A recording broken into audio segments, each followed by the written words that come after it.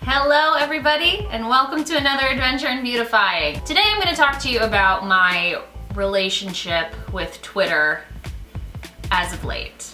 Now, for a really long time, I would say that Twitter was my favorite of social media platforms. I loved reading tweets. I feel like comedy really thrives on Twitter. There are so many great people doing really awesome things on the platform.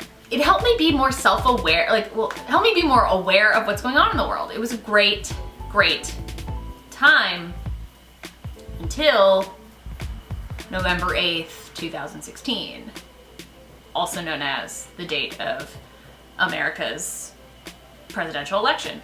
Since that day, I have not been able to go on really most social media sites. I mean, I deleted all the apps the day of the election because I couldn't deal with it. I didn't want to know.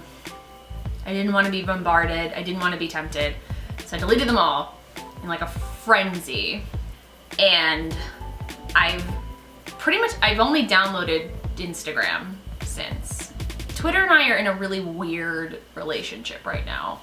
The problem that I have with Twitter, and the problem that I actually have with social media in general, but for some reason it's kind of manifesting with Twitter, is I feel like somebody tweets their idea out there, somebody else either doesn't fully understand that idea, or disagrees with it or whatever, and everybody is so quick to shut them down. Everybody on Twitter is like, or everybody in general, when posting on social media, is like, if you don't believe exactly what I believe, exactly when I believe it, then you're a bad person, and you're ignorant, and you should go to hell, and you should fucking burn in a fire blazing. And nobody is allowed to sit down and ask a question.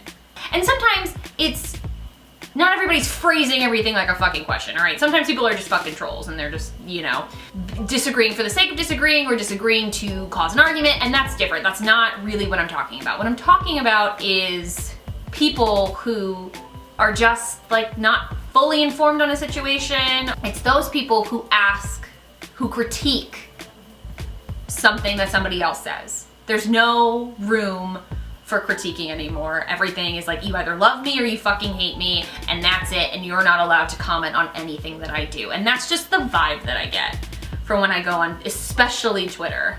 Nobody is allowed to ask questions or comment. And that is a huge problem for me that I can't hang with it. I can't be looking at my timeline and watching an argument unfold about things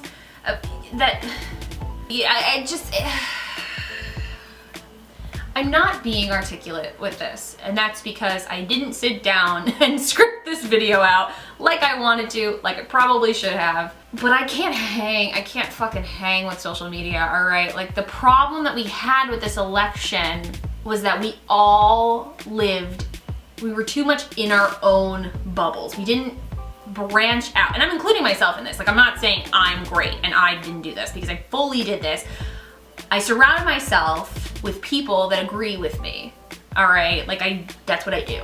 And that's what everybody does. And I do think that, I don't think you should just follow people that you vehemently don't agree with. That doesn't really make sense to me, but in general, we're not educating ourselves on both sides of an issue. We see one side, it matches with our inherent bias, and then we just agree with it. We blindly will agree to anything. And there are problems on both sides. There are problems with conservatism, and there are problems with liberalism, which people don't want to fucking hear, but it's the truth, all right? There are problems on both sides that we're not addressing because we don't want to take the time to. And maybe you can't do that in 140 characters, and I don't know why I'm specifically calling out Twitter for this. But every time I've logged onto Twitter since the election, I just wanted to throw up. I just want to go bury myself in a hole and never come out. That's how I feel. And it's even it's like that with Facebook. It's even kind of like that with Instagram. It just makes me sad. It just makes me bummed out and not motivated. Like, it doesn't motivate me to put good out in this world. It doesn't motivate me to be creative. It doesn't motivate me to do anything because I just feel like everybody is out to get everybody else. And that is the problem with our world right now, is that everybody is against everybody else and nobody wants to hear anybody else's side.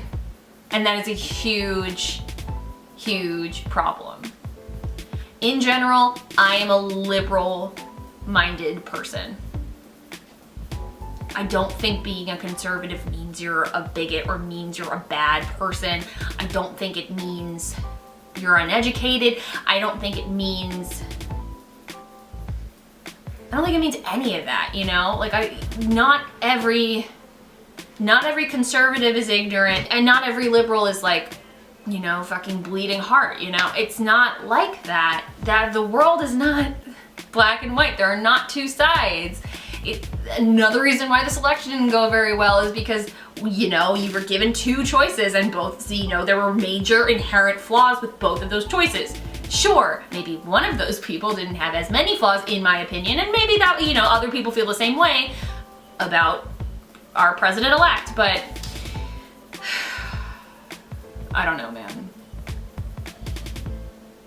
Let me know in the comments down below if you are feeling if you're feeling like how I feel, because I don't know what to do, and I would love to have a conversation about what we think we can improve, what you think I can do on this channel and with this channel to help get other voices out there. I don't know. Like and subscribe if you like this video, and I will see you in my next one.